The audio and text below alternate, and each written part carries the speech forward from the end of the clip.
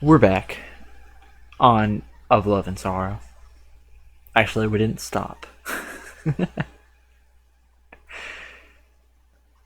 But just to get you guys caught back up in case you didn't see the first one, um, our brother Jeb and ourselves have gone off to West Point, and we did not join the search party to go look for these three slaves that ran off, Right. and now the love of our Yeah, we're hometown life, Caroline, wants to talk. we're back. We just This is a she flashback. finished the dance, and now we're out on the porch by ourselves. So, without further ado, as she leads us away from the party, the two of us bump into Mary. So, that's that slave that we had, who's busy bringing food out to the guests. Mary gives us a weird look, but she don't say anything, and we wonder what that was about. Hmm. Caroline pulls you off into the back porch, which might be the one place on the whole property that doesn't have any guests. The two of you hold hands and look up at the stars. The two of you talk about everything, about West Point, about the future, about the two of you. You promise each other to write, and you tell her you'll be home for the holidays this year, so it won't really be that long. A single tear rolls down her cheek. But when you go to brush it away, she catches your hand. Leave it. I always like how they feel on my face. Makes me feel alive. I guess, I don't know. Okay. Seems like the two of you have been out there for a moment, but it must have been longer than that because you hear your father's voice come from inside. Are you out there? Hurry on in. You're gonna miss your own goodbye party like this. Come on. You owe me a full dance anyway. She smiles up at us expectingly. What will we do? Oh man. Do we kiss her on the cheek or do we kiss her on the mouth? I mean, we gotta go all in. Go big or go home. You don't know if you're gonna see her again. We're gonna see her again. I mean, she's already promised that she's gonna get married to us. We're gonna kiss her on the mouth. So we lean in and we kiss her passionately on the mouth. We almost feel weightless, and after a moment, you forget where you are entirely. You do remember what I did to the last boy that tried to kiss me, don't you? She looks at you with a playful smile and gives you a small punch in the arm. The reality of the moment seems to hit her just then, and she envelops you in a big hug. Please don't leave me. For a while, the two of you just held each other and exchanged kisses there on your back porch.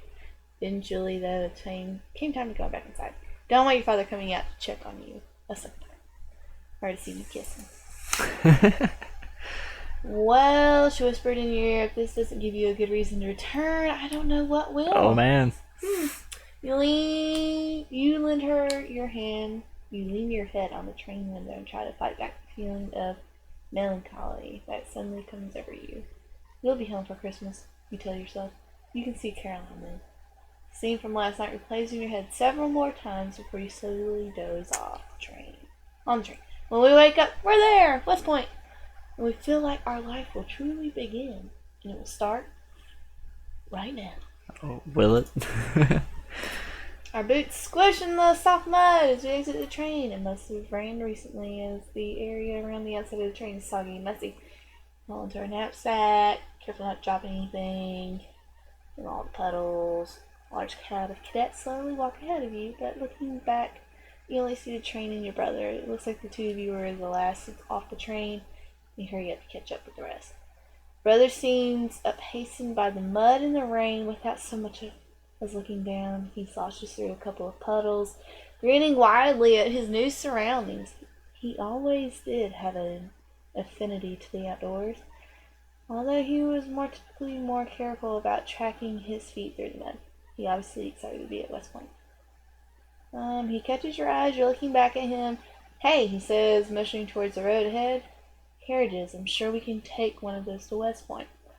Brother quickens his pace into a slow jog. As you follow, he moves past you.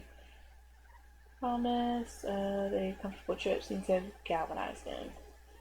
You turn at the carriages.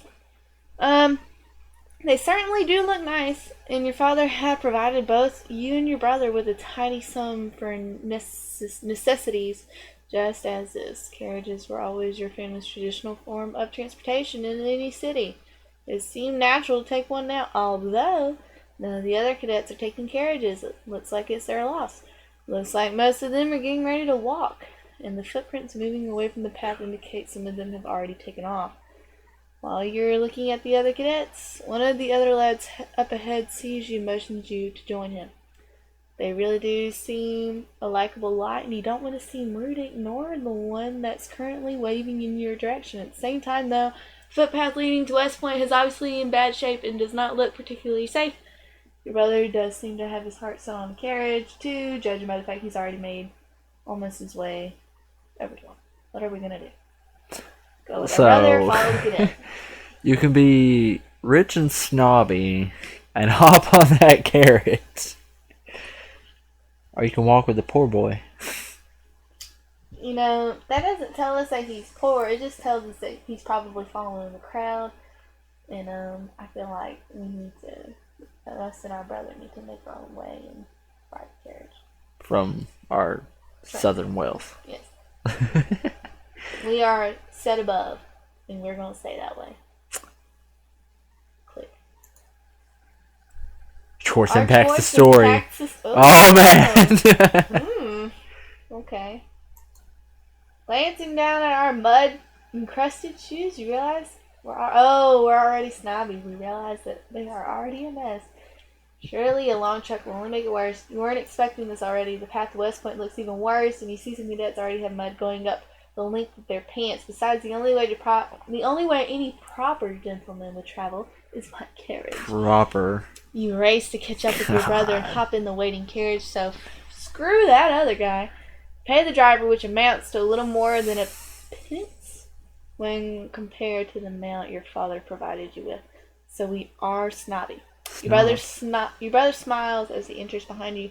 See all those guys walking? Hate to be in their shoes. Looking down as the carriages take off, you see other cadets eyeing you jealously. One man turns to say something to a group of the other cadets, and they all look over and laugh in your direction. You're used to this sort of behavior. You've seen it many times from those of lesser means. Dang. Jealousy is always a very unbecoming look on their faces, and really only to serve to further distinguish you from the lower class. You're going to West Point to be an officer. Rather than work for their own, they'd rather sneer at their superiors. The other cadets shrink behind you, and something feels oddly satisfying about watching them all fade from your vision. The ride is short, and you soon arrive at the gates. The older cadets greet everyone at the gates, and the gates eye you curiously, but ultimately wave you through with much of a fuss. As you disembark from the carriage, you are able to take a good look around at the grounds you've imagined. Okay. West Point is larger than you thought, or maybe you just felt small. Either way, the grounds are overwhelming, and the main hall seems like it towers over your family plantation. Normally, you might find this place beautiful. It's very structured, sure, but there's something calming about the rigidity. The heavily forested area and surrounding body of water gave way to its small enclave and modern precision, and something about the way this facility stood out amidst natural elements made you feel very powerful and small at the same time. So the last cadets make their way through the gates, and you hear it creak closes behind you. When they finally slam shut, you feel your heartbeat quicken, and a lump forms at the base of your throat. 2 years, you keep telling yourself you will be here for the next 2 years of your life. This will be your home, without a strange thought to have, to consider this place you only saw for the first time moments ago home. But you know it's true. You're no longer the younger son on a large, successful plantation, but a lowly cadet at West Point. Oh, man. You hope the other cadets aren't able to pick up on just how nervous you are, but at the least it appears you aren't the only one feeling this sudden anxiety. Any of them gape with the same look of wide-eyed awe, and you think you hear one of them somewhere trying to hold in sobs. Okay. It wasn't all nerves at a certain point of view. Feels excited about this as well. After all, you are finally on your own and on your own way to becoming your own man. It is hard to take it all in at once. It takes effort to stop yourself from shaking. Sound of gunshots suddenly ring out, catching you off guard. So you back into your brother Jeb. Jeb laughs and pushes you back. All them big scary noises a little too much for you, little brother. I just hope that's the mud on the back of your trousers now. You feel heat rise to your face as the other cadets laugh at you. How dare they? Yeah, you were so busy admiring the grounds you almost forgot that this was a living, active training ground with people already in the midst of their daily exercises. Training looks intense, as you have a hard time imagining being able to do it. You see an older cadet barking out orders, and a line of second-year cadets march in time to his voice. Not a single one of them breaks eye contact and looks away at the sound of the gunfire, or at the new recruit standing in front of them. They seem to be chanting along with the one leading them in some sort of rhythmic Blah blah blah. marching tune that keeps Words. their steps in time. We're gonna skip that. Further back, multiple cadets are taking target practice with some highly sophisticated muskets. Seen the ones your father keeps at the house, but these look nothing like those. These are new models. I'm sure of it, and it's amazing what the cadets are doing with them. Even from a distance, you can see that nearly every shot is on its mark. And the color targets they're using to practice a few shots off the center point. Wow, your brother Mothers. His loud confidence from moments ago suddenly more muted. This could be us in several years. See all this? What are the odds that we'll make it to graduation day, you reckon? Gives you a smile, but you can tell he's actually nervous. How do we respond? Yes, of course, I'm sure we can both make it. It does look pretty difficult. Who knows? It's all about confidence, right? Confidence is key. We're already a cocky little thing. Right. Yeah, we can't let people know that we're not amazing at everything. Yeah. So, we can both make it. Yes, of course. We can both. Or we tell them it looks difficult, saying that too late. You're just not as good as me. So Jeb nods and pauses slightly after we give him our answer. He seems ready to start talking after collecting his thoughts, but he's caught off guard by a sudden barrage of cannon fire coming from the parade ground. That sounds safe. Not too far away. Yeah? Not too far away. This time it is his turn to stumble, pumping right into you's loud blast. Overtakes his words. Jeb looks at you sheepishly and apologizes. No, looks like we're not. Here comes a mean-looking fella heading right our way. You turn and see an older-looking cadet is marching your way. He appears to be a couple of years older than you, thick in build, and a neck that looks about as big as a tree trunk. When he begins shouting, you can see the spit flying from his mouth, even though he is still several yards away. Yuck. Plebes? Plebs. Plebs? Plebs? Plebs? You'd say pleb. Maybe it's a pledge. I don't know. Plebs. Plebs.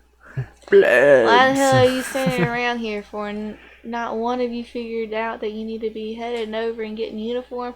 Move it. We're already behind schedule.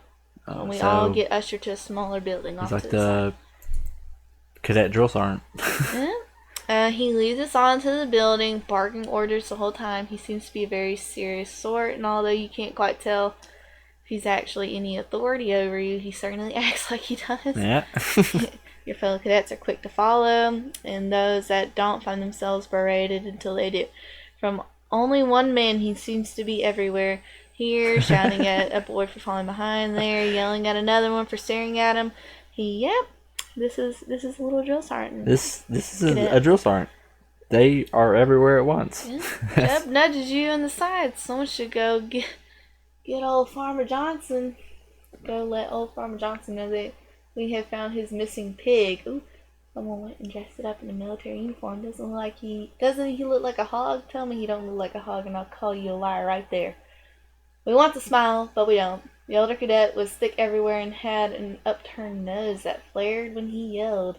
So Jeb wasn't wrong. Jeb was always trying to get you to laugh at the worst times. With this being a prime example of a very bad time to do so, nothing seemed to give Jeb a greater joy than seeing you in trouble.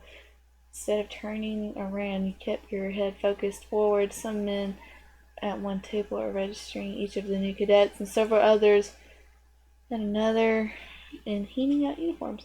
Maybe if you can keep your head down long enough, you can get what you need and get out without having the older cadet giving him another reason to yell. The registration goes fine. Although the man at the table seems to have a hard time hearing you over the shouts coming from the rear of the room. When you get to your uniform, however, you notice that the boots are too small. You set them on the floor quickly to check and confirm that the clerk has handed you a size too small. When you try to bring your attention, you find that he has moved on to the next cadet and either doesn't hear your request for larger shoes or pretends he does not to. There is a lot of noise, after all, not just from the older cadet, but from your fellow classmates registering receiving their equipment. The older cadet in the room might be able to set the man in charge of equipment straight, or maybe the clerk really didn't hear you. You need to ask again a bit louder. What are we gonna do? Oh man. We're not gonna alert the older cadet. We're not gonna do that. Alert the older cadet and tell No. him, the clerk. Okay.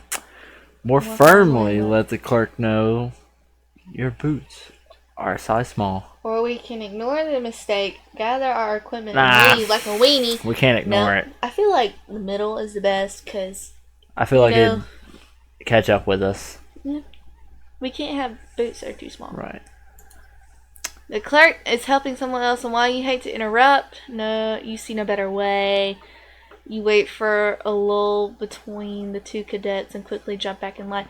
Didn't I already help you? The clerk looks down at the sheet of papers in front of him, quickly flipping through them to try and find your name. Explain the situation to the clerk and as quickly as you can. Yes, you were helped, you tell him, but the boots you gave him were a size too small and he didn't hear you when you tried to swap them back. Clerk's face blushes. Oh, I'm really sorry about that. I'm not even supposed to be doing this. See, we did the good thing. The guy that is usually taking care of the uniforms is sick today. What size did you say you needed again? We hand over the boots, get a second pair. We quickly try them on and inform the clerk that they fit perfect. We thank the clerk. He apologizes again. Oh, look, Cinderella here finally found her shoes. About time. I was wondering how long I would have to wait on you. Your brother elbows you inside and gives you a wink. Nice. See, that was the best decision. We're outside for only a moment when the older cadet emerges from the building. Is this everyone? Pleb, go check. Pleb. Come check and make sure there isn't anyone else inside. It's like the proles from the book. Maybe. The cadet he motions to quickly runs inside without questioning the older cadet. He comes back out only a few seconds later, shaking his head and informing everyone that the room is empty. Good, you all finally have your uniform and are properly registered. Officially, you're cadets. But if that wasn't all it took to become a cadet, we'd have many more applicants. In my eyes, you're just flips. You aren't cadets until you earn it, and putting on a uniform means nothing if you don't have the dignity to wear it. Dang. Wow. You think his eyes linger on you for a moment, but you can't be sure. He begins walking towards the opposite direction from the small building you just left. Follow me, Flebs. It's time you became familiar with the parade grounds. The walk is short. Before long, you are on a meticulously groomed field, unlike the rest of the area, filled with little hills and valleys. The parade field is flat. The grass looks like it was trimmed recently, as is this morning, and the wide open field in the midst of all these buildings give it a sense of importance. You see various cadets performing some of the drills on the other side of the parade grounds, but the older cadet stops you all almost as soon as your feet touch the field. The older cadet turns to face everyone, walking up and down the line, eyeing everyone thoroughly. No one talks during this process. He didn't say you needed to be silent, but he didn't need to. He slowly makes his way back to the front. My name is Cyrus. You may all refer to me as Sir. If you call me Cyrus, there will be repercussions. If you fail to call me Sir, there will be repercussions. If you speak to me before you are spoken to, there will be repercussions. Does everybody understand this? Everybody nods. Cyrus shakes his head. Clearly, you do not. I told you, Flebs, you refer to me as Sir. Now, do you, Flebs, understand this? Yes, sir, the chant's in unison, but it's not in unison, but it's close enough that Cyrus doesn't care. I'm in charge of this unit. Anything you do here this next year, any failing you have, they will reflect poorly on me as well. You wouldn't want that now, would you? And no, sir. This is your home for the next several years. Gentlemen, if you want it, I can already tell, however, that some of you simply won't make it. You are West Point material. It isn't hard to see weakness in any man that has it, and there is weakness in you. There are those of you out there that know I'm right and would be best if you left now and didn't waste everyone's time, but you won't because you're weakened and you're afraid and doing the right thing doesn't come naturally to you. That's where I come in. I'll either drive the weakness out of you or I'll simply drive you out. Nice.